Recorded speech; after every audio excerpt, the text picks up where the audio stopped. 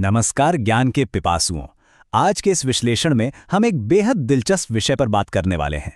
चलिए समय की रेत में थोड़ा पीछे चलते हैं, बिल्कुल उस स्वर्णिम नगरी लंका में। आज हम एक ऐसे पात्र के रहस्यों से पर्दा उठाएंगे जिसे हमने हमेशा सिर्फ एक भयानक राक्षस मान लिया है, कुंभकर्ण। लेकिन यकीन मानिए, ये कथा सिर्फ एक विनाशकारी दानव की नहीं है, बल्कि एक ऐसे बुद्धिमान योद्धा की है जो अपनी नियति, अपने परिवार और अपने धर्म के बीच बहुत बुरी तरह फंस गया था। तो आइए इस सफर की शुरुआत करते हैं। भाई, ये अधर्म है। तुमने एक बहुत बड़ी भूल की है। जरा सोचिए, जब रावण ने माता सीता का हरण किया था, तब कुंभकर्ण ने उसे ठीक यही शब्द कहे थे। ये एक वाक्य उस पूरे मिथक को पलक झपकते ही चकनाचूर कर देता है कि वो बस कोई बिना सोचे समझे काम करने वाला क्रूर प्राणी था। नहीं, बिल्कुल नहीं।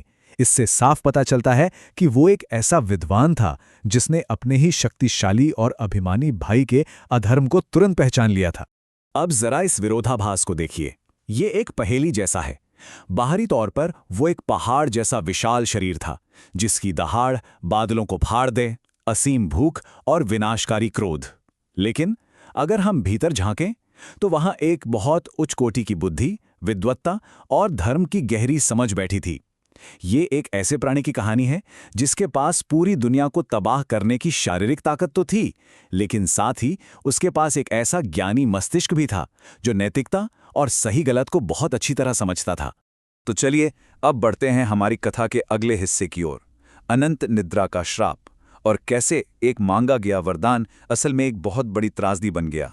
तो हुआ यूं कि रावण और उसके भाइयों ने परम शक्ति पाने के लिए ब्रह्मा जी की घोर तपस्या की। अब जब ब्रह्मा जी प्रसन्न हुए तो रावण ने चालाकी से अमरता जैसी शक्तियां मांग लीं। विभीषण ने धर्म और सदाचार का रास्ता चुना, लेकिन कुंभकर्ण का क्या? सच बताऊं तो देवताओं के तो पसीने छूट गए थे। उन्हें यह खौफ सताने लगा कि अगर इस विशाल और असीम बुद्धि वाले योद्धा ने कुछ भयंकर मांग लिया तो भाई पूरी सृष्टि का संतुलन ही हिल जाएगा। उसका खौफ इतना था कि देवताओं को एक हताश ईश्वरीय हस्तक्षेप की योजना बनानी पड़ी। और यहीं पर पूरी कहानी पलट जाती है। देवताओं की मिन्नतों पर माता सरस्वती ने ठीक उसी समय कुंभकर्ण की जीभ पर कब्जा कर लिया जब वो वरदान मांगने ही वाला था। वो मांगना चाहता था स्वर्ग का सर्वोच्च सिंहासन, यानी इंद्रासन। लेकिन उसके मुंह से क्या निकला? निद्रासन, यानी नींद का बिस्तर। अब इसे क्या कहेंगे? एक पल के लिए इस कड़वी विडंबना पर गौर कीजिए। सिर्फ एक शब्द, एक मुड़े हुए शब्द ने ब्रह्मांड पर राज करने के सपने को 6 महीने की गहरी भयानक नींद के श्राप में बदल दिया। आगे बढ़ते हैं अगले भाग पर, एक दुखद कर्तव्य के लिए जागरण, युद्ध का आह्वान। अब देखिए, लंका का युद्ध अपने चरम पर था और राम की वानर सेना हावी हो रही थी। हताश रावण के पास अपने इस सोते हुए भाई को जगाने के अलावा कोई रास्ता नहीं था। और यकीन मानिए, ये कोई आम सुबह उठने जैसा नहीं था। पहले हजारों सैनिकों ने ढोल नगाड़े पीटे। जब उससे भी बात नहीं बनी तो उसके विशाल शरीर को हाथियों से कुचलवाया गया और अंत में उसके सामने पहाड़ों जितना भोजन रखा गया। ईश्वरीय नींद से उसे जगाने की यह छटपटाहट लगभग हास्यास्पद लगती है ना? और जब वो उठा तो उसकी उस प्रचंड भूख को मिटाना भी अपने आप में किसी महायुद्ध से कम नहीं था। खैर, नींद टूट गई, भूख शांत हो गई, लेकिन अब एक बहुत गहरा दार्शनिक सवाल खड़ा होता है।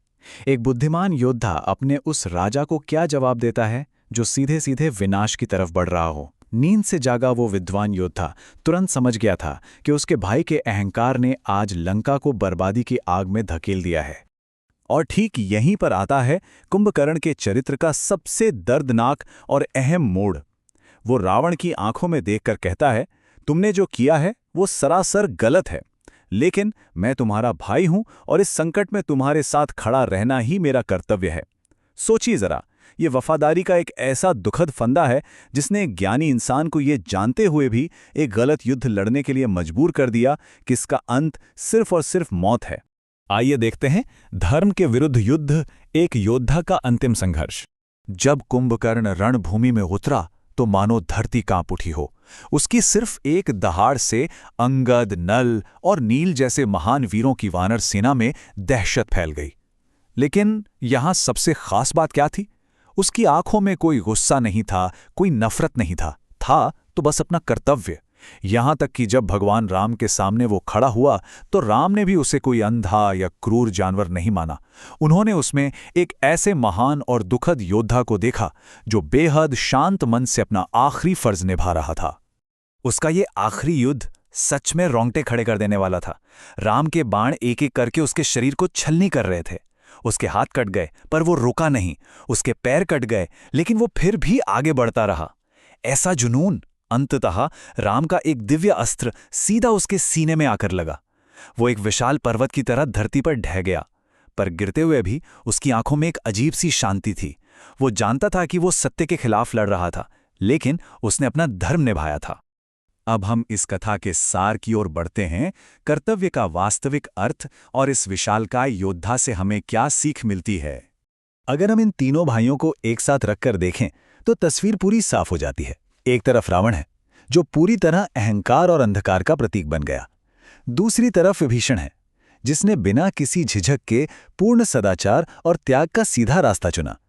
लेकिन कुंभकर्ण, वो उस अत्यंत दर्दनाक और जटिल बीच के रास्ते पर खड़ा है। एक ऐसा रास्ता जहां आपकी उच्च बुद्धि, आपकी गहरी भावनाएं और आपका पारिवारिक कर्तव्य, ये तीनों आपस में बहुत हिंसक तरीके से टकराते हैं। तो इस विश्लेषण के अंत में एक बहुत गहरा सवाल हमारे और आपके सामने खड़ा रह जाता है। जब आपका कर्तव्य आपसे किसी ऐसे इंसान या कृत्य का बचाव करने की मांग करे जिसका बचाव किसी भी हाल में नहीं किया जा सकता, तब सही मार्ग क्या है? कुंभकर्ण की ये कहानी हमें झकझोर कर सिखाती है कि केवल शक्ति ही सब कुछ नहीं होती। ये हम सभी ज्ञान के खोजियों को चुनौती देती है कि हम वफादारी के इस भारी बोझ और इन बेहद उलझे हुए नैतिक सवालों पर गहराई से विचार करें। इस अध्ययन में हमारे साथ जुड़ने के लिए बहुत बहुत धन्यवाद।